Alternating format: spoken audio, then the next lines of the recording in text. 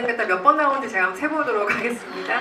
오늘 오신 관객 여러분들께 인사 한 말씀씩 해주시고 저희 본격적으로 시작하도록 하겠습니다.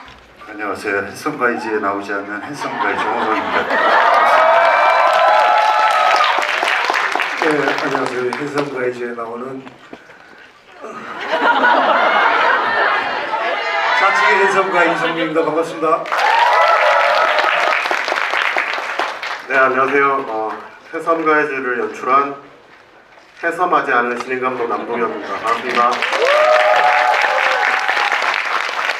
핸섬으로 통일된 어떤 어감들로 소개를 해주셨는데요. 일단 정우성 배우님 같은 경우는 이미 언론시사회에서 한번 성함이 되셨어요. 혹시 알고 계셨는지 궁금한데 남동엽 감독님이 그런 얘기를 언론시사회에서 하셨던 걸로 제가 기억을 합니다. 이성민, 이희준 씨가 못생기진 않으셨지만 그렇다고 정우성도 현빈도 강동원도 아니다 라고 아주 단호한 언급을 해주셨기에 이미 핸섬가이즈와 인연이 어느 정도 있으셨던 분으로서 오늘 소환이 되신 것이고요.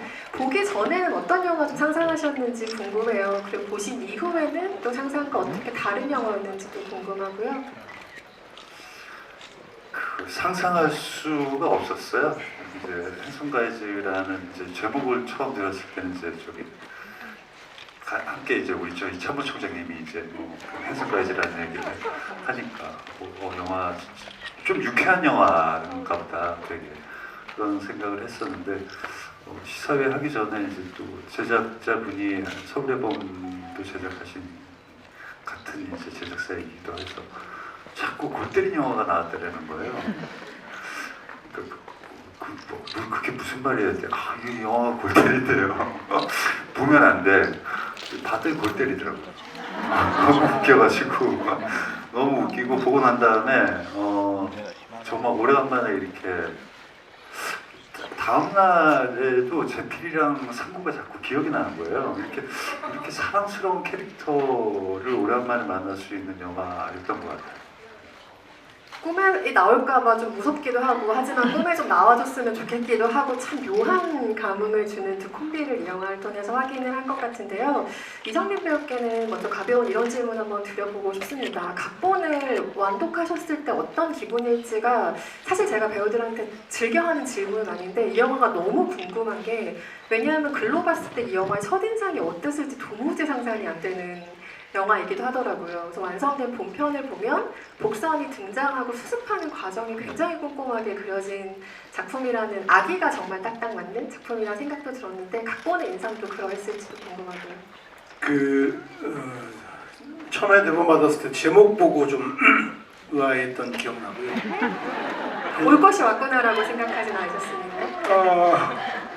그 핸섬가이즈의 핸섬의 하나를 제가 할 거라는 생각을 못하고 대본을 봤고 대본을 보면서는 뭐랄까요, 서양 영화에서 좀 익숙할 수도 있는 그 구성인데 한국 영화에서는 잘 보기 힘든 스토리였던 것 같아요.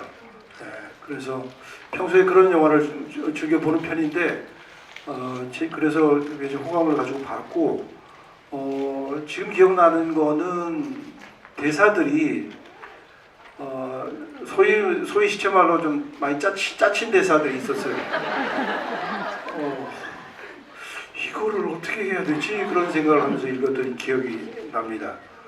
그리고 영화를 볼 때는 이렇게 진행하신 분 말씀하신 것처럼 이렇게 치밀하게 계산되어 있다는 생각을 못했었고 영화를 보고 나서 감독님에게 그 지점에 대해서 굉장히 찬사를 보냈던 기억이 납니다.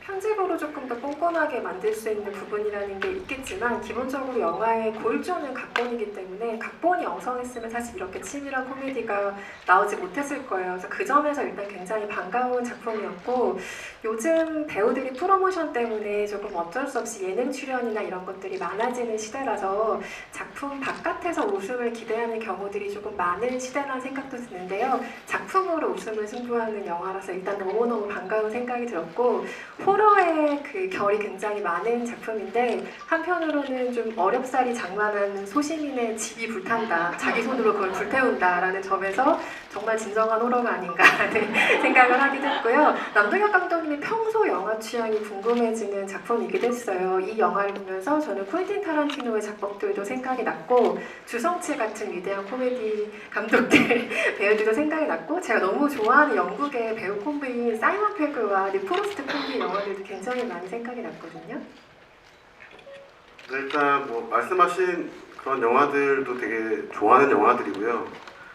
또 뭐 여기 앞에 계신 여러분들처럼 뭐 마블 영화나 뭐 놀란 감독님 영화들처럼 대부분 많은 사람들이 재밌어하는 영화들도 저도 같이 재밌게 보는 편인데,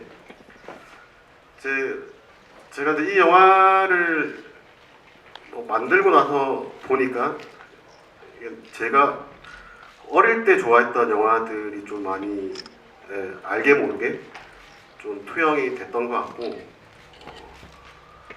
제가 뭐 좋아하는 영화 워낙 많은데 누군가 이제 저한테 이제 뭐 어떤 인생 영화가 뭐냐 뭐 물어본다면 저는 뭐 늘상 되는 영화가 사실은 이제 백투더 퓨처 시리즈랑 그리고 뭐 팀버튼 감독의 가히 손 같은 영화들을 어릴 때 진짜 많이 돌려봤던 것 같아요. 비디오 테이프로 처음 샀던 비디오 테이프가 가히 손이었던 것 같고, 또 백투더 퓨처 시리즈 같은 경우는 이제 주말의 영화에서 명절날 이제 1탄, 2탄, 3탄 연속으로 하는 거를 비디오 테이프에 이제 녹화를 해가지고 수시로 돌려봤던 것 같은데, 지금 와서 생각해 보면 약간 뭔가 제필과 상구 같은 경우는 약간 가위손이랑도 좀 닮은 지점이 많은 것 같고, 의도했던 건 아닌데 그 어느 날 이제 미나가 입고 있는 그 빨간색 점퍼, 원래는 성빈의 것이었던 그 점퍼가 백투더 퓨처 2에 나온 그 마이클 제이 폭스가 입었던 미래 점퍼, 그거랑 느낌이 되게 비슷한 것 같더라고요. 괜히 반가운 느낌이 들었는데, 어쨌든 의상팀에서 제시해줬던 여러 의상들 중에 제가 그거를 선택한 이유가 뭐 거기서 나온 건가? 그런 생각이 좀 들기도 했던 것 같습니다. 그러면 그 미나 해성가이즈의 미래의 뭐 어떤 예시인가요? 재밌는 상상이네요. 그렇게도 읽어보면. 그런 거죠. 각자의 상상 영역에 맡기는 것으로. 그런 상상을 좀 해봤어요. 이게 뭐 이런 이야기 해도 될지 모르겠는데, 정말로 뭐 오늘처럼 해섬 가이즈를 많은 분들이 봐주셔서 뭐 혹시나 2탄이 만들어진다면 제필 상구가 미래나 과거로 갈 수도 있지 않을까. 또 다른 어떤 과거의 악마, 미래의 악마를 미래로 가면은 제가 우성 씨가 되나요? 제가 미래로 가면은 우성 씨로 변신했나요? 과학의 힘으로? 그렇게 원하시면 제가 한번 반영해 보겠습니다. 합성의 힘으로? 일단 출연하셔야 되니까 일단 반반 합성으로? 일단 의견 던져주시면 제가 다 넣어보도록 하겠습니다. 외모 변형에 대한 질문은 좀 난감해 하시는 것 같아서 빠르게 넘어가 보도록 하겠습니다. 그리고 뭐 미남의 기준이라는 것이 사실 시대별로 조금 다르기 때문에 진짜 과거나 미래로 이 콤비가 간다면 또 어떤 그 미의 기준에 맞닥뜨릴 것인가가 지금 문득 궁금해지기도 하고요. 감독님 마이크 잡으신 김에 하나만 더 여쭤보면, 초반 흐름의 편집에서 고심하신 점이 가장 좀 방점으로 고심하신 점이 무엇인지 궁금한 게, 이 영화는 저는 본격적으로 발동이 걸리느냐 안 걸리냐 영화인 것 같거든요. 거기에 일단 한번 올라타면 정말 롤러코스터처럼 신나는 영화가 될 것이고, 거기서 발동이 걸리지 않으면 끝까지 이게 나랑 맞는 웃음 코드일까를 조금 고민하게 되는 어떤 지점들도 있을 수 있을 거라고 생각해요. 관객들의 기본 성향을 다 고려해 왔다 보면 초반의 흐름에 이건 중요하다, 여기서 웃음의 발동을 좀 걸려야 한다 라고 고심하셨던 지점이 있는지도 궁금했습니다. 일단 초반 전개에서 이제 고민했던 부분은 크게 두 가지인 것 같은데요. 이성민 선배님도 이제 여러 인터뷰에서 말씀하셨던 것 같은데 이제 사실 이 제필 상구 두 캐릭터를 어떻게 좀 범죄자처럼 어필시키느냐. 사실 이제 뭐 저도 다른 인터뷰에서 말씀드렸지만 이제 일단은 기본적으로 이 코미디 연기는 연기를 엄청 잘하는 배우가 해야 설득력을 가진다라고 생각을 했고 그래서 이성민, 이준 배우님들한테 제안을 드리게 됐던 것 같은데 근데 그럼에도 사실 두 분 이미지가 워낙 호감형이시기도 해서 또 어떻게든 이제 두 분이 어떻게든 그 제필 상구에 맞는 역할들을 만들어 오실 거라고 믿고 있었지만 선배님도 고민을 되게 많이 하셨던 걸로 알고 있고 저도 저대로 뭘 어떻게 뭐 좀 할 수 있을까라는 고민을 했을 때 일단은 이제 배우분들이랑 촬영할 때는 같이 상의를 해가면서 제필 상구 캐릭터를 이렇게 만들어가면서 찍었던 것 같고요. 편집을 할 때 조금 더 편집적으로 어필할 수 있는 방법이 없을까라고 고민해서 만들어지게 된 게 원래 이제 시나리오에는 없었는데 편집 때 만들어진 게 이제 오프닝 뉴스 장면이거든요. 네, 그 뉴스 장면에서 좀 이미 이제 제필과 상구가 뭔가 범죄 용의자로 낙인이 찍혀 있는 그런 뉴스로 시작한다면 관객들이 이 영화를 볼 때 좀 이 둘을 악당으로 느끼면서 보게 되지 않을까 그런 판단을 하게 됐던 것 같고 모르겠습니다. 그게 지금 얼마나 이제 다른 관객분들이 좀 그렇게 받아들여지셨는지 뭐 제가 지금 확신할 수는 없는 것 같은데 조금이라도 도움이 되지 않았을까라고 생각을 하고 있고요. 그리고 웃음 포인트는 사실 이제 그 초반 또 오프닝 장면이 영화 한 초반 한 20분 정도쯤에 나오는 과거 구마 장면이 사실 오프닝으로 계획이 돼 있었거든요. 시나리오 상태. 근데 이제 편집도 1차 편집은 과거 구마 장면부터 시작하는 걸로 이제 1차 편집 완료가 됐었는데 이게 이제 편집에서 보니까 너무 받아들이기가 힘든 장면이 예, 처음부터 그 특별 출연해 주신 이모니 선배님이 사망하시고 메롱을 하는 게 제가 봐도 받아들이기 힘들겠다. 이게 이제 텍스트일 때는 이제 글이니까 뭐 좀 재밌겠다 하고 넘어가졌던 것 같은데 만들어 놓고 보니까 너무 센 거죠, 받아들이기가. 네, 그래서 일단은 뉴스를 만들기 전에 그 장면을 어떻게 해야 되나에 대해서 뭐 저희 제작사 분들과 또 편집 기사님과 뭐 여러분들 같이 만들어 가시는 분들과 상의를 한 결과 이 펜션에서 성빈과 미나가 옛날 이야기를 할 때 들어가는 게 좀 자연스럽겠다. 타이밍상으로 그게 좋겠다. 라고 결정이 돼서 이제 편집으로 또 후시로 이제 ADR로 대사도 더 추가로 만들어서 지금의 자리로 오게 된 거고요. 그 결과적으로도 더 어떤 그 씬도 더 재미를 얻게 되는 그런 결과를 얻게 된 게 아닌가 싶고 물론 이제 마음을 열고 보시는 분들 같은 경우에는 처음부터 상구 마트 씬부터 재밌게 봐주시긴 하는데 대체로 우리 영화가 어떤 영화구나라는 게 딱 드러나는 순간이 그 이모니 선배님의 등장 장면부터지 않을까. 등장이라기보다 등퇴장이라고 해야 맞을 것 같은. 네, 등장과 동시에 3컷 만에 이제 네, 하차하시는 그리고 이제 이어진 바로 그 박경혜 배우의 메롱. 팬서비스가 이런 영화였구나. 그때부터 느끼시게 되는 걸로 파악이 되고 있는데요. 그래서 그 전까지는 어떤 빌드업 시간들, 캐릭터들을 좀 소개하는 시간들이었다가 갑자기 훅 그 장면들이 들어오면서 점차 이제 우리 영화를 확실하게 인지하시고 보시게 되는 타이밍이 아닌가 생각하고 있습니다. 편집의 흐름에서도 이걸 어떻게 만들고 붙이느냐에 따라서 영화의 결이 완전히 달라지기 때문에 끝까지 작업자들이 놓을 수 없는 과정이 편집이기도 하죠. 굉장히 공들인 편집이었다는 생각이 들었습니다. 성구적인 편집이었다고 생각이 드네요. 이게 일반 관객이 그랬어요. 감사합니다. 그리고 그 뉴스 클립은 감독님이 그 일반 관객분들이 어느 정도 효과적으로 받아들일지 모르시겠다라고 얘기하셨는데 굉장히 효과적으로 받아들이실 것 같고요. 그 첫 등장의 이 몽타주가요. 굉장히 강렬해요. 사실은 그 목자주가 뜰 때부터 아, 이 영화가 이런 영화야? 라고 저는 느꼈거든요.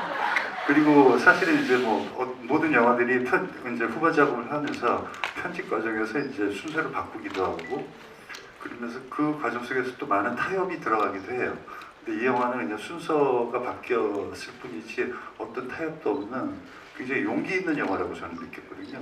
그래서 이 영화가 갖고 있는 게 사실 영화의 재미를 떠나서 함께 영화라는 일을 하는 업에 있는 종사하는 사람으로서 이 영화가 갖고 있는 이 용기 그리고 그 배우와 감독 간의 그 서로에 대한 신뢰와 믿음 그러니까 그것이 모든 씬에 다 이렇게 녹아 배어 있거든요. 그리고 정말 뻔뻔하고 그러니까 확신에 찬 어떤 그런 코미디적인 그 확신, 웃음에 대한 확신을 갖고 있구나. 근데 이 뻔뻔함이라는 게 그냥 뭐 잘난 척하거나 이렇게 남을 무시하는 게 아니라 우리가 선택한 길은 이거야. 여기에 대한 확신을 가지고 이 코드로 우리는 웃겨야 되고 웃길 수 있어라는 서로에 대한 어떤 그 합의가 이 영화의 완성도를 엄청나게 높이고 있다고 저는 생각했거든요. 맞아요. 완벽하게 공감하는 평이고요. 안 그래도 이거는 관객 여러분들도 너무 반가운 영화겠지만 영화 산업 안에 있는 사람들이 굉장히 반가워할 만한 작품이다. 특히 배우들이 정말 반가워하는 작품이지 않았을까라는 생각이 든 게 한국에서 흔히 시도되지 않는 아주 신선한 영화라는 데는 모두 동의가 좀 있을 것 같고요. 배우의 입장에서는 아 정말 좀 신나게 놀아볼 수 있겠다라는 판이지 않았을까. 그래서 그런 반가움과는 별개로 또 나름의 결심이 필요한 작업이었을 것 같기도 해요. 왜냐하면 코미디의 호흡이라는 것이 이게 내가 생각하는 호흡과 관객의 호흡이 맞아떨어지지 않으면 그것처럼 배우에게 두려운 순간이 없을 것 같기도 하거든요. 그래서 그 선택과 관련해서 정우성 배우님이 많은 생각들 하셨을 것 같아요. 이성민 배우가 이런 캐릭터 선택하기까지 어떤 고심의 과정이 있었을까? 나라면 어땠을까? 이런 공감을 좀 바탕으로 하면서 보시지 않았을까 싶은데요. 이제 뭐 그 하얀 배를 새까만 얼굴과 다른 하얀 배를 드러낼 때부터 이제 모든 걸 다 던지시지 않았을까라는 생각이 들고 사실 웃음의 코드 안에 가질 수 있는 자신감은 제필이의 본심이라고 생각해요. 제필처럼 이렇게 세상 정의롭고 올바른 마음을 갖고 있는 사람이 있을까? 만약에 제필처럼 그렇게 야 이거 굉장히 중요한 것 같고 이게 소중한 것 같은데 빨리 부동산 사장한테 연락해서 주인한테 돌려주자. 이런 만약에 그러면 이제 옆에 있는 상부가 현실의 일에서 같으면은 미쳤어요? 이러겠죠. 근데 또 이제 그 옆에 있는 상부도 아주 라인을 잘 타요 둘이. 그래서 이렇게 어떻게 보면 영화가 갖고 있는 그 뭐 고어한 부분도 있잖아요. 근데 그것도 이제 너무 관객들이 받아들이기에 지나치게 뭐 이렇게 좀 역반응을 날 수 있을 정도. 감독님은 굉장히 여기에서 이제 관객들에 대한 배려는 이런 부분에서 있었다라고 생각하고 그 배우로서 그런 제필이 갖고 있는 천성이 아마 연기하실 때 큰 무기가 되지 않았을까라는 그냥 그런 생각을 했어요. 어떠셨는지요? 뭐 그렇게까지 생각하는 그냥 뭐 중요한 거는 감독님이 저희의 생각들, 저희가 준비한 것들에 대해서 많이 수용을 해주시고 한 덕분이 아닐까 모든 것들이. 그래서 저희가 여러 방면으로 상상의 나래를 많이 펼칠 수 있는 그런 기회가 돼서 그 제필 연기하기가 훨씬 수월했지 뭐 캐릭터가 그래서 그랬던 건 아닌 것 같고 오히려 캐릭터가 그래서 연기하기 좀 까다로웠던 기억은 나요. 그 초반 이야기했지만은 초반에 제가 막 인상을 많이 쓰는 이유는 이 나를 바라보는 극중의 상대방도 나를 불쾌하게 바라봐야 되고 영화를 보신 분도 나를 이게 뭐야 그러고 바라봐야 되는 나는 부담이 있어서 억지로 이제 인상을 많이 썼던 기억이 나고 또 아까 그 금총알도 은총알도 그 표정에서 그 말을 해야겠다는 것 때문에 그 약간 몰라 지금 보면은 굉장히 좀 마음에 드는데 그때는 약간 예민했고 좀 까다로웠던 것 같아요. 예. 그때 영화를 다 보고 난 다음에 제필의 그런 혹상 굳은 모든 인상들 이 세상 다 귀엽게 잔상으로 남지 않아요? 너무 사랑스러워 보이는 게 문제라면 문제인 것이죠. 근데 이제 그런 영화 끝나고 난 다음에 그런 제필이 관객에게 던져주는 그 잔상 때문에 이 핸섬 가이즈가 더 사랑받을 수 있는 영화가 되지 않을까라고 생각합니다. 맞아요. 근데 제필은 가만히 보면 무신론자인 것 같아요. 그죠? 뭐 고사도 계속 질색팔색하고 여러 가지 거를 좀 고사하는 사람이기도 하고 뭐 쟤네 뭐 단체로 약 먹었네 악령 무슨 악령이야 뭐 이런 이야기를 하기도 하고 좀 화가 많은 타입이라서 아마 상고보다 외모에 대한 내적인 상처가 사실 훨씬 더 많은 인물이 아닐까라는 짐작도 조심스럽게. 맞아요. 제필이 그렇게 막 길길 날뛰고 화를 내는 거는 그 상구의 그 둘이 뭉실함 때문이거든요. 그 우리가 잘생겼다고 이야기한 것은 사실 제필이 생각에 우리 못생겼는데 얘가 너무 기죽어 있고 상대들이 우리 보면 불쾌하니까 그 용기 잃지 말라고 하는 말이거든요. 무슨 얘기해야 될까? 경찰이 그 민증검사하는 장면 보면은 제필이 4년형이죠. 제필이 79년생이고 상구가 저랑 동갑인 83년생으로 설정이 돼 있더라고요. 그래서 정말 놀랍게 영화를 보기도 했는데 어쨌든 예 그렇습니다. 제필이가 몇 년생이었다고요? 79년생이었습니다. 정말 놀라운 사실이죠. 네. 제가 이 영화를 보면서 딱 한 번 정색한 순간이 있었는데 그 주민등록증이 화면 가득 잡힐 때 살짝 정색을 하게 됐습니다. 코믹 연기와 호흡이 타이밍이 정말 중요한 연기이기도 하잖아요. 근데 정말 감탄스럽다 이 장면은 이라고 동료 배우로서 보시면서 느낀 장면 있으실 것 같아요. 어떤 장면이었는지 많으시겠지만 소개를 좀 해주시겠어요? 정우성 배우님? 그 사실 이제 저는 어떤 특정 장면보다는 이렇게 전체적인 어떤 호흡이 다 그러니까 나의 그 감정을 영화에서 벗어나지 않게끔 완성짓는 건 이제 전체적인 호흡이라고 생각하거든요. 특히 코미디는 잠깐 한씬 웃기고 전체적으로 이렇게 계속해서 영화 안에 머물러 있지 못하면은 그건 꽁튼 거잖아요. 잠깐 그런 하모니들 그리고 사실 그 리액션들 같은 것들이 그러니까 액션보다는 리액션이 또 코미디를 완성하는 데 굉장히 중요한 요소라고 생각하는데 그런 하나하나의 처음 영화의 시작부터 끝까지 저는 솔직히 이제 이 몽따주 처음에 등장하는 몽따주부터 너무 마음에 들어하는 영화라서 그 처음부터 끝까지의 어떤 그 제필 연기한 이성민 배우의 그런 그 전체적인 완성도는 정말 대단하다라고 생각이 들었어요. 물론 여기에는 안 계시는 이제 그 상구와의 하모니도. 네. 그러니까 아까 제가 말씀드린 게 정말 오래간만에 영화 보고 다음날 그 유쾌한 두 친구가 생각이 나더라고요. 다음날 오전에. 그러면서 혼자 웃었어요. 한국 영화에서 뭐 태양은 없다 이후에 최고의 콤비가 지금 그거는 이제 진짜 잘생기는 거예요. 여기는 그냥 저희 제필 상구 가지고 여기는 태양은 없다 마음이 포스터에 패러디 한번 해주세요.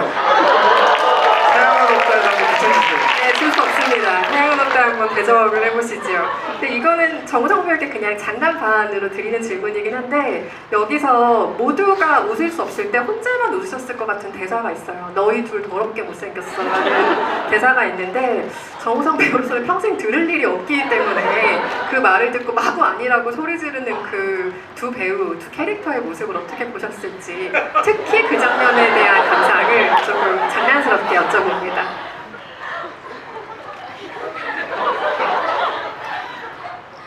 안쓰러웠어요. 저기 참. 그러니까 인간이라는 게 본인의 어떤 자존감을 지키기 위한 그런 항변도 여러 가지의 모습이 있는데 저런 모습도 있을 수 있구나. 그래서 좀 감명 깊게 봤습니다. 배우들에게 왜 촬영하면서 가장 힘들었던 순간, 뭐 어려웠던 순간을 많이 물어보잖아요. 근데 저는 반대로 항상 가장 행복했던 순간을 여쭤보고 싶거든요. 영화를 다른 사람에게 행복을 전달하기 위해서 만든 사람들이 불행하면서 영화를 찍는 장면을 상상하고 싶지가 않아서 그런 것 같아요. 이성균 배우님이 영화를 찍으면서 가장 만족스러운 기분으로 촬영을 마치신 장면이 무엇이었는지 궁금해요. 몰라요. 그렇게 촬영장에 있어본 적이 별로 없긴 한데 그 현장에서 가장 많이 웃었던 씬은 우연 선배님의 그 영어 씬이에요. 하여튼 웃어서 NG를 많이 냈어요. 네, 이게 촬영하면서 그 정도로 저희가 그렇게 웃고 막 그런 적은 없는데 그 씬이 유독 기억에 남아요. 그렇죠. 이게 서울에 보면서 김문성 배우의 그 영어 연기 이후에 이 혜성가이즈의 이 우연한 선배의 이 영어 연기는 정말 헐리우드이 보고 감탄하지 않을까 싶습니다. 아니 안 그래도 배우들에게 그 대사의 자율성이라는 게 어느 정도 주어진 현장이었는지 궁금했어요. 남도혁 감독님께 특히 그 장면 얘기가 나왔으니까 여쭤보면 아 그것이 각본에 그대로 써 있었을까? I am a boy, you are a girl. I am how are you 같은 대사들이요. 어느 정도로 그 자율성을 좀 주셨어요? 대사의 경우에는? 일단 기본적으로 대체로 다 대본에 충실하게 연기를 해주셨다고 생각을 하고요. 근데 그 장면 같은 경우는 사실 우연 선배님이 사실 뭐 촬영 회차가 얼마 안 되시는 편인데 처음에 제가 그냥 말씀드렸던 건 엄청 진지하게 해주시면 된다. 괜히 막 코미디 영화니까 뭐 더 할 거 없이 그냥 딱 진지한 심각한 신부님을 해주시면 좋을 것 같다라고 했고 그 기싸대기 맞는 장면도 원래는 그 대사가 없었어요. 그래서 뭐 그냥 끙끙 앓는 소리를 내는 정도로 돼 있었는데 너무 재미가 없어가지고 아마 그 성민 선배님이랑 희준 씨 몰래 그냥 우연 선배한테 몰래 영어로 한번 횡설수설 해주시면 어떻겠냐 깜짝 놀라시더라고요. 아니 진지한 신부라고 해놓고 왜 이상한 걸 시키시려고 그러냐. 그런데 근데 어떤 영어라고 제가 딱 정해드리진 않았어요. 근데 해보겠다고 하셨고 선배님이랑 희준 씨도 이제 뭘 하시는지 모르는 상태에서 테이크를 새로 갔는데 갑자기 How are you? Fine, thank you. 이걸 하니까 이제 그 순간에 너무 웃음이 참기 힘들어 저조차도 이제 너무 무서워가지고 다들 웃음이 터졌던 걸로 기억하고 있습니다. 마지막으로 감독님께 하나만 더 여쭤보고 관객석으로 마이크를 넘길 텐데요.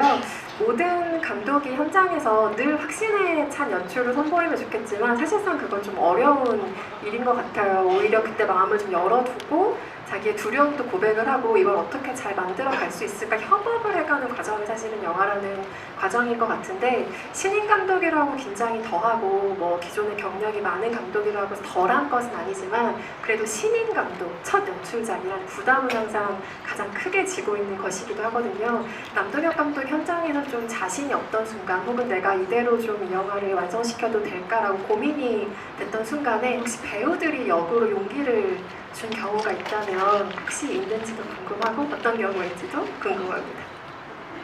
없다고 절레절레 하시는데 네. 네, 사실 이제 아무래도 제가 뭐 처음이고 저도 이제 이 결과물의 어떤 막연한 이 영화에 대한 어떤 저만의 어떤 막연한 이미지는 갖고 있었지만 이게 어떻게 구현될 수 있을지 확신하기 힘든 상태에서 배우분들과 스태프분들의 어떤 도움을 받아가면서 이제 영화를 만들어갔던 것 같은데 제가 지금 기억나는 거는 한 5회차 정도 지났을 때 이성민 선배님이랑 이제 숙소에서 그때 한창 코로나 시즌이어가지고 촬영 때가 저희가 뭐 밖에서 뭘 먹거나 하기 힘든 시국이어서 주로 숙소에서 같이 뭐 맥주를 마시거나 선배님 술 안 드시니까 뭘 사와서 같이 먹는다거나 그런 시간을 많이 가졌었는데 갑자기 이런저런 이야기를 하시다가 선배님이 감독님 신뢰하기 시작했다고 그런 말씀을 해주시는 거예요. 이게 본인도 저를 처음 경험하시는 거니까 한 4, 5회차 정도는 서로가 서로를 알아가는 시간이었을 것 같고, 네, 선배님이 그때 감독님이 본인한테 어떤 이야기하는 것들, 디렉션 주는 것들이 되게 납득이 될 때가 많다고, 그냥 앞으로는 그냥 감독님 믿고 하면 될 것 같으니까 마음 편하게 하시라고, 자기는 마음껏 연기하겠다고 그 말씀을 해주시는데 되게 그때 5회차밖에 안 찍었지만 내가 그래도 잘하고 괜찮게 하고 있구나. 그때 막 형이 잘생겨 보였어요? 네. 그래 좀 형이 잘생겨 보였어요. 선배님만큼은 솔직히 정우성 선배님보다 훨씬 더 미남으로 보이시고 계세요. 아니 근데 언론 세상에서 그렇게 얘기 안 하셨잖아요. 그런 말 하시면 안 돼요. 언론 시사 때는 좀 객관적인 기준에서 말씀드렸던 것 같아요. 오늘은 주관적인 기준으로 좀 제 기준에서는 네. 이성민 선배님 훨씬 더 핸섬하십니다. 네. 캐스팅 현장에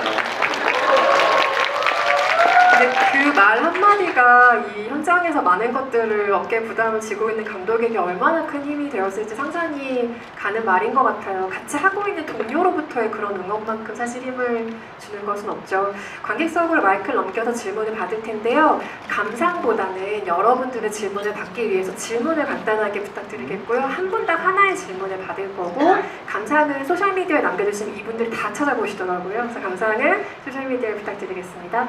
가장 먼저 손드셨던 저기 5번째 줄에 계신 사이드에 계신 관객분께 마이크 드립니다. 5번째 줄이면 하나, 둘, 셋, 넷, 6번째 줄이네요. 네, 맞습니다.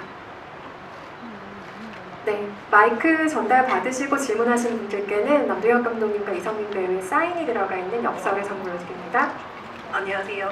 영화 너무 잘 봤고요. 저는 사실 지금 얘기 들으면서도 계속 이제 이성민 배우님이 이렇게 손들던 그 장면이 계속 생각이 나거든요.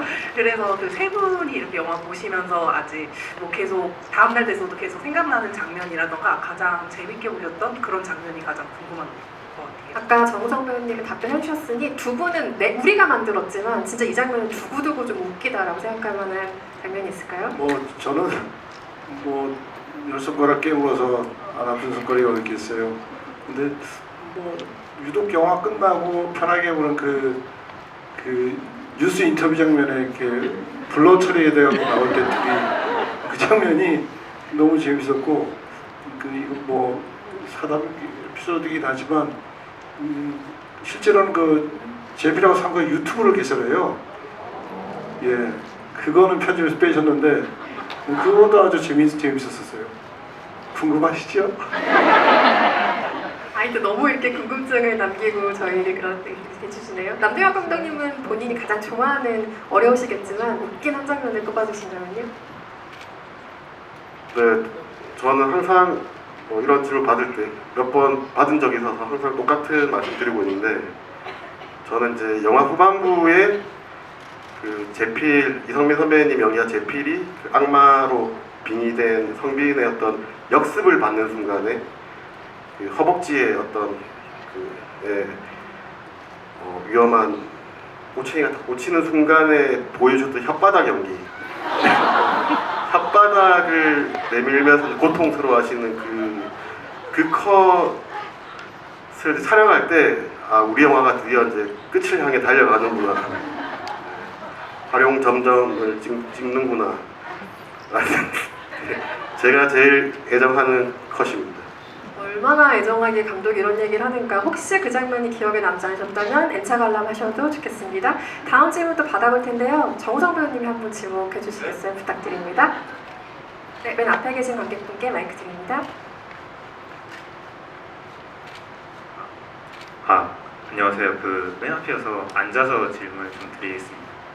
감독님께 질문을 드리고 싶은데, 제가 원작을 봤을 때는 터커가 벌에서 쫓길 때는 좀 코믹하진 않고 호러 느낌의 장면이었었는데, 이 작품에서는 이성민 배우님이 연기하신 제필이 벌에 쫓길 때는 이성민 배우님의 옹알이 연기와 자막 캐리가 너무 웃겨가지고 저는 그 장면이 제일 재밌게 봤는데, 이렇게 혹시 원작이 있는 영화는 스토리를 좀 따라가면서 원작과는 좀 다르게 차별성을 두는 거 경향이 있는데, 혹시 감독님께서 원작과는 다른 차별성을 두기 위해서 준비하신 요소나 혹은 장면이 있는지 궁금합니다.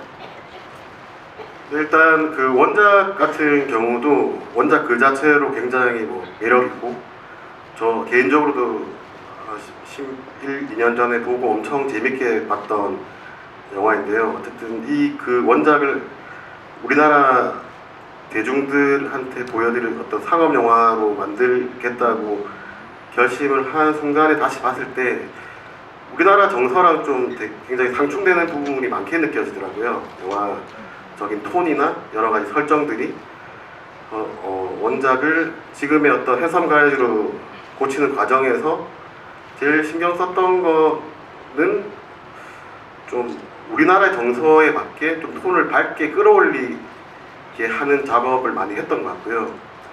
또 조금 더 상업적으로 조금 더 오락적인 요소가 더 가미될 수 있는 건 없을까라고 고민하던 중에 그 숲속 산장이라는 공간 자체가 뭔가 뭐 미국 영화에서 호러 슬래셔의 어떤 살인 사건이 일어나는 공간으로도 많이 활용이 되기도 하지만 뭔가 악령이 깃들어 있는 그런 공간으로도 활용이 되는 부분들을 좀 착안해서 제필과 상구가 산 집에 악령까지 봉인됐던 악령까지 풀려 나오면 훨씬 더 재밌어지겠다, 그런 구상을 하게 됐던 것 같습니다.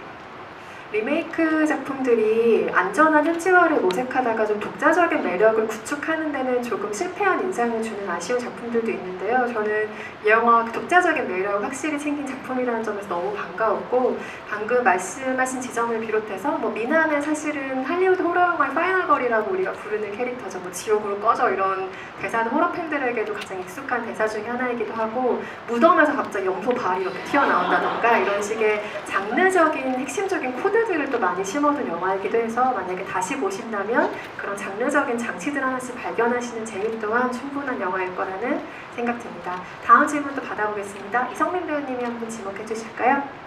예, 이 뒤에 분 할게요. 제일 뒤에 손 드신 분 이쪽 열에 이쪽 사이드에 저기 뒤에, 네, 맨 예. 뒤에. 정우성 씨에게도 질문해도 되나요? 그럼요. 네. 네, 마이크를 멀리서 전달을 받았는데요. 우선 앞에 분께서 감독님께서 해주신 질문을 좀 비슷하게 저는 이성민 배우께 드리고 싶은데, 그 원작이 있는 경우 이렇게 참고할 수 있는 인물이 있는 것 같아요. 연기자 입장에서는 이제 참고할 만한 인물이 있을 때 새로운 인물을 연기하실 때만큼 또 어떤 차이점이 있는지 혹은 어려움이 있는지 궁금합니다. 저는 이 영화의 원작을 보지 못했고요.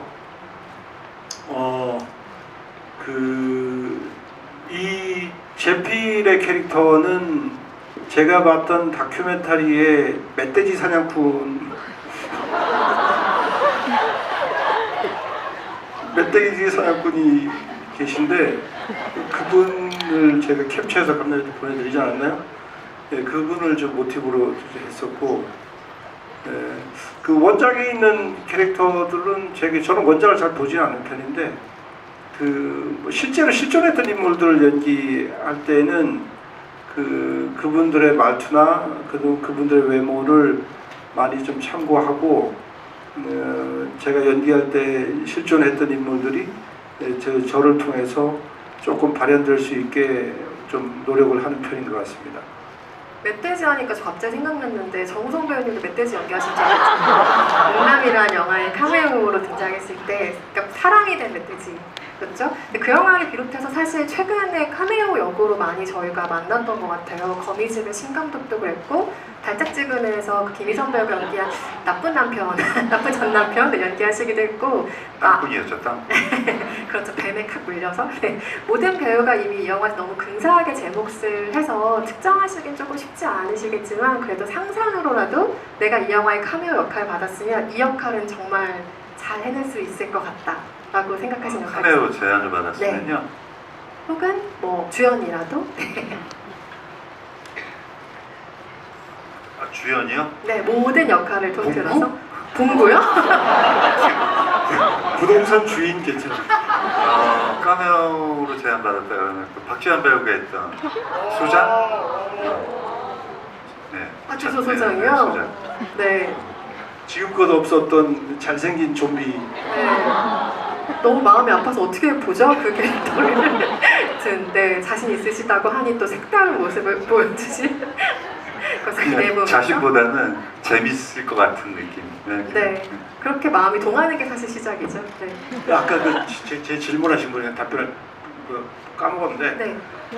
그래서 죄송합니다. 제가 이제 신분의 요지를 이제 깨달았는데 그래서 되게 이제 원작에 있는 캐릭터 연기할 때는 원작을 보지 않는 이유가 그런 영향을 받을 것 같아서 좀 피하는 편이긴 해요. 예, 이 영화도 구해서 보려면 볼 수 있었을 텐데 굳이 그렇게 안 했던 게 그것이 저한테 영향을 줄 것 같아서 차라리 안 봤던 것 같아요. 네, 질문과 답변 모두 감사합니다. 다음 질문은 남동혁 감독님께서 한번 질문 부탁드리겠습니다. 파란 셔츠 안경 쓰신 분. 세 번째 줄이요? 어디죠? 이쪽인가요? 네, 감사합니다. 아까 편집에 대해서 말씀하셨는데 저는 반대로 시간 관계상 이제 덜어낼 수밖에 없었던 장면이 좀 궁금해지는데요. 예를 들어 감독님께서 마지막까지 고심하셨던 장면이나 아니면 이성민 배우님께서는 이렇게까지 연기했는데 이거를 안 넣어주셨네 했던 그런 장면이 있으실지 그런 비하인드 씬에 대해서 좀 여쭤보고 싶습니다.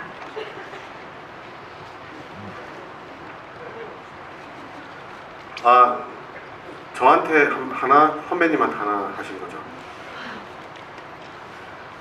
근데 사실 그 아까 말씀드렸던 구마신의 어떤 위치를 조정하면서 오프닝에 빠지게 됐고 오프닝에 이제 뉴스로 대체를 한 게 가장 저희 편집에서 큰 공사라면 공사였고요. 그 외에는 저희는 정말 알차게 촬영을 했기 때문에 그렇게 삭제된 장면이 그렇게 많지는 않은 것 같고요. 저는 좀 그냥 씬 내에서 조금씩 덜어내는 정도 말을 줄이는 정도 작업인 것 같은데 지금 생각나는 게 이제 사실 이제 제일 아까운 장면 생각났어요. 그 어떤 장면이냐면 제필이 이제 악령이 들어간 최 소장 박지원 씨가 부활한 이후에 이제 혼자서 독백을 하시잖아요. 자신 어떤 목숨을 내던지시겠다는 결의를 다지실 때 상구를 향해서 그때 들어가는 과거 회상 장면이 있어요.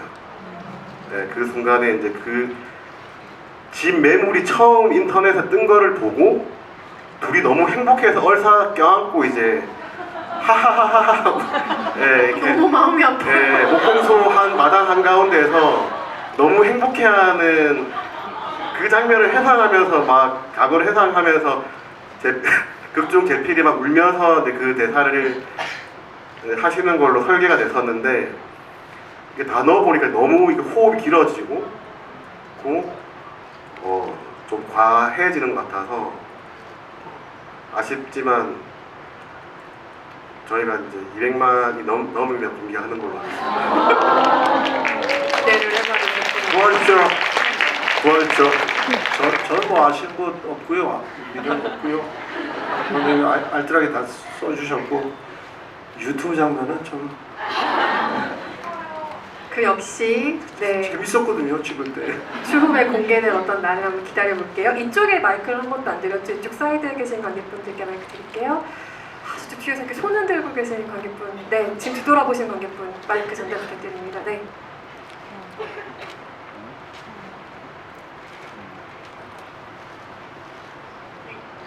저는 저도 원작을 보지는 못해서 이게 원작에 나온 거일 수도 있지만 굳이 악령이 깃든 것들 중에서 염소를 고르신 이유가 있는지 궁금합니다.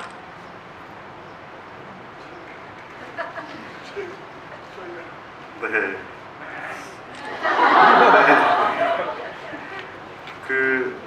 일단 일단은 염소라는 동물 자체가 뭐 일종의 오컬트 영화, 호러 영화에서 약간 클리셰처럼 자주 등장하는 동물이기도 한데요.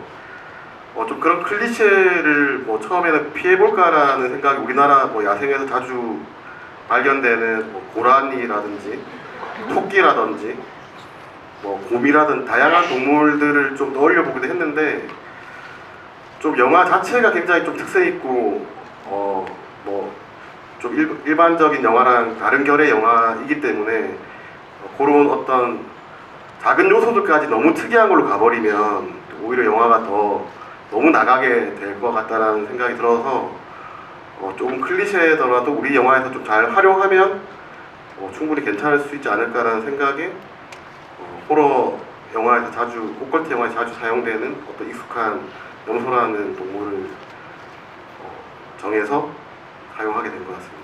맞아요. 오컬트 영화에서 많이 등장하는 동물이긴 한데 속된 말로 이 영화가 가장 알차게 써먹은 것 같다는 생각이 들기도 합니다. 네, 다음 질문 또 받아볼게요. 이쪽 중앙열에 네 저쪽에 이렇게 손 이렇게 흔들고 계신 중앙열 쪽에 네 검은 옷 입으신 관객분 네. 안녕하세요. 제가 이 영화 너무 재밌게 봐서 5차 찍고 있거든요. 네, 감사합니다. 1차 때부터 빵 터져서 지금까지 오열하는 장면이 그 박지한 배우님 좀비 스텝 밟는 거 그건데 그게 어디서 배우신 건지 아니면 본인이 알아서 그렇게 하신 건지 그게 너무 궁금해요.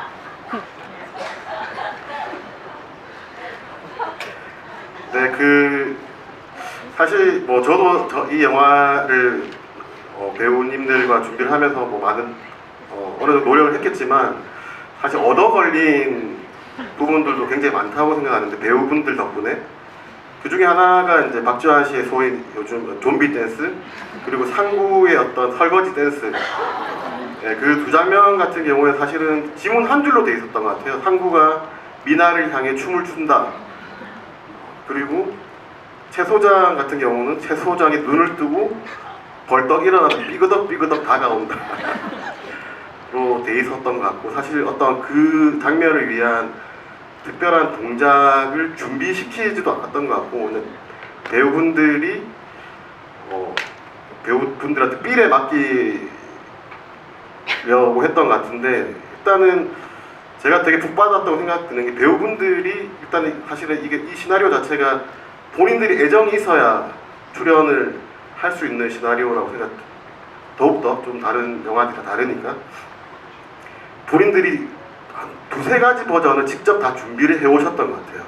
네, 박지환 씨 같은 경우도 그 좀비가 일어나는 형태를 한 세네 가지를 준비해 와서 저한테 보여주면서 감독이 어떤 게 제일 낫겠냐. 굉장히 순한 맛부터 지금 보시는 게 한 중간 맛이라면 더 심한 버전 가지고 뭔가 네 발로 발부터 일어나는 장면도 있고요. 여러 가지 버전이 있었는데 지금 보시게 된 그 정도의 동작 몸짓이 우리 영화에 가장 어울리겠다는 판단을 하게 됐던 것 같고 그렇게 촬영이 됐던 것 같습니다. 엄선된 것이었군요. 그 지한 씨 얼굴에 제 얼굴이 있거든요. 원시척이에요. 시사회 끝나고 제가 물어봤어요. 그래서 지한 씨가 현대무용을 했었어요. 그래서 이제 이것 때문에 이렇게 이제 연습하러 갔다가 안무를 이렇게 뭔가 짜려고 그러는데 아이디어는 안 떠오르고 근데 그 안무 선생이 이제 뭐 이 음악을 그냥 켜놨는데 마이클 잭슨 음악이 나오더래요. 그래서 옛날 마이클 잭슨 음악 중에 그 트릴러라고 있어요. 근데 뮤직비디오가 약간 이런 그 좀비는 아닌데 거기에서도 이제 막 악령들이 이제 춤추는 장면이죠. 갑자기 그게 생각이 나서 그걸 모티브로 해서 했다라고 박지한 씨에게 듣고 전해드립니다. 그리고 또 참고로 말씀드리면은 배우들끼리 뭔가 이 영화 촬영장 와서 상대 배우들이 보여주는 연기를 보고 약간 자극을 많이 받았던 것 같아요. 이러면 안 되는데? 그래서 많은 준비를 후에 하고 다시 왔다는 후일담을 저는 모든 배우들이 그렇긴 한데 사실 근데 이희준 배우 같은 경우 저는 몸을 진짜 잘 쓰시는 분인 것 같다 생각을 하는 게 이 영화에서도 너무너무 잘 쓰시지만 무대에서 연극하시는 걸 보면 거의 날아다니는 분이세요. 그래서 지금도 요즘 한창 연극이 동시에 진행되고 있어서 아쉽게 자리를 갖지 못하시는 경우가 있는데 연극을 지금 하시는 작품에도 많은 응원을 부탁드리겠고요. 만약에 정우성 배우님이 이후에 출연을 하게 된다 혹은 본인이 연출을 하게 된다라고 하면 어떤 코미디의 톤 앤 매너를 선호하시는지도 한번 여쭤보고 싶어요. 여러 종류가 있잖아요. 뭐 스크롤볼 코미디도 있고 뭐 이런 것처럼 호러가 섞인 코미디도 있고 뭐 블랙 코미디도 있고 여러 가지가 있으니까요. 저 블랙 코미디요. 연출하신 보호자가 사실은 블랙 코미디의 결이 있다라고 말씀하신 바가 있습니다. 마지막 질문 하나만 더 받아볼까요? 저쪽에 손수건인가요? 뭘 들고 계신 거죠? 네, 저쪽에 들고 계신 분께 마이크 드립니다. 저도 너무 영화 좋아서 한 5번 봤는데 꼭 100만 넘어가지고 손익분기점 넘어서 이런 다양한 작품 만났으면 좋겠습니다.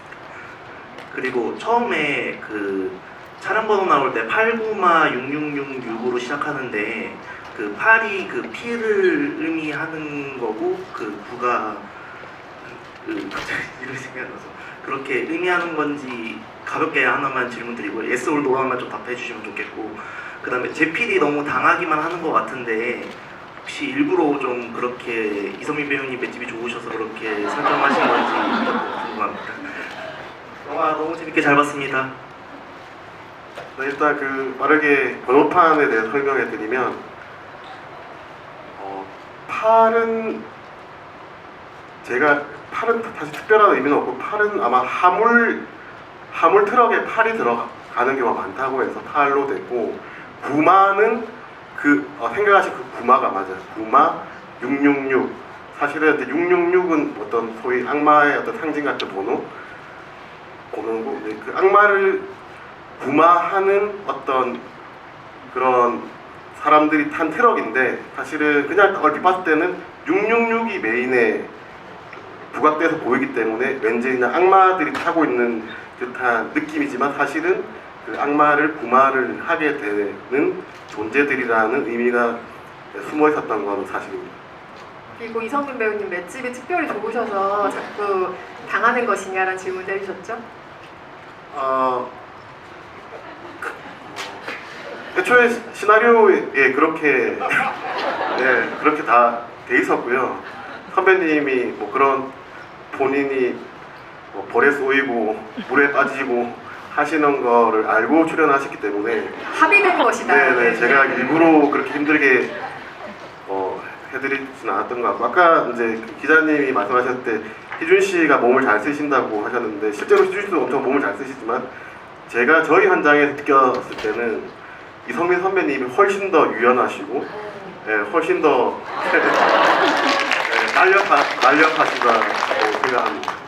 이 자리에 계신 분이기에 제가 또 없는 분을 또 칭찬했더니 이렇게 또 주거니 받거니가 희준 씨가 있어서도 제가 그렇게 이 말은 제가 이준 씨에게 꼭 전해드리도록 진짜 몸을 잘 쓰세요. 네, 농담이고요. 뭐 워낙 극단 차이브 때부터 두 분이 뭐 연극 무대에서부터 펄펄 날아다니던 배우들이란 사실은 저희가 너무 잘 알고 있으니까요. 네, 질문과 답변 모두 감사합니다. 더 끝도 없이 이야기를 나누고 싶은 영화죠. 밤새 막 떠들고 싶고 막 웃으면서 얘기 나누고 싶은 작품인데 시간 관계상 오늘 마무리를 해야 될 것 같고요. 정우성 배우님부터 오늘 관객 여러분과 함께 해주신 소감 한 말씀씩 부탁드리겠습니다. 네, 이렇게 유쾌한 영화에 함께 이렇게 GV 시간 갖게 돼서 굉장히 기쁘고요. 이렇게 함께 극장을 찾아주신 그리고 해성가이제를 사랑해주신 관객 여러분 반갑고 감사합니다. 네, 아까 7번, 5번 보신다고 말씀하셨는데 너무 감사합니다. 그리고 특히 또 오늘 이 자리 빈자리 없이 채워주셔서 너무 고맙고 저희 영화 더 잘 될 수 있도록 주변에 많은 소문 부탁드리고 특히 오늘 이 자리에 참석해서 관객과의 대화에 핸섬한 모습을 보여주신 정우성 씨 지금도 그 표정이 생각나요. 그 영화 시사를 마치고 그 퇴장하는 길에 로비에서 저랑 맞닥뜨렸을 때 그 밝은 표정으로 너무 재밌다 그래가지고 그렇게 뭐 착한 히어로 영화라고 했던 것 같아요. 그 찬사를 잊지를 못하고 있습니다. 오늘 참석해 주셔서 빛내주셔서 너무 감사드립니다. 여러분 안전하게 돌아가세요. 감사합니다.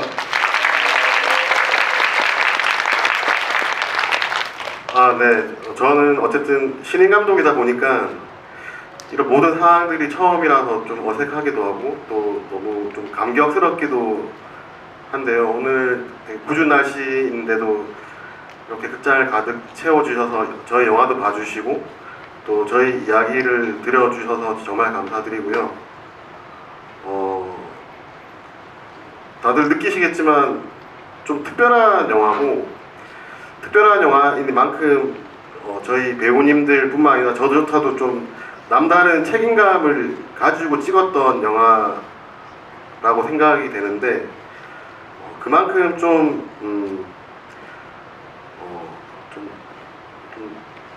어느 정도의 성과는 거뒀으면 좋겠다. 뭐 제 인생도 걸려 있지만 예, 앞으로 이제 제2의 해섬 가이즈 다른 또 여러 가지 색다른 영화들이 나오기 위해서라도 해섬 가이즈는 사실 좀 모험적인 영화일 수도 있고 조금 한국 영화에서 만나기 힘든 영화일 수도 있다고 생각이 드는데 그만큼 저희들도 이 영화가 좀 최대한 재밌게 잘 여러분들한테 소개시켜 보여드리려고 정말 좀 남다르게 같이 상의도 많이 하고 또 어떤 적절한 좀 기준을 좀 잘 찾아가면서 많이 노력하면서 찍었던 영화니까 아무쪼록 많은 응원 부탁드리고요. 사실 오늘 정 선배님 저랑은 이제 시사회 때 잠깐 뒤풀이 자리에서 스치듯이 이제 인사 한번 드리고 그때도 뭔가 저를 알아보시고 뭔가 좀 대결하다는 눈빛을 네, 말 없이 보내주셔서 되게 그 이야기를 나한테 몇 번인가 했어요. 네, 오늘 제대로 뵙는 건 두 번째인데 여러분들과 마찬가지로 저도 너무 이런 자리를 가지게 돼서 너무 설레고 또 너무 감사드린다고 전하고 싶습니다.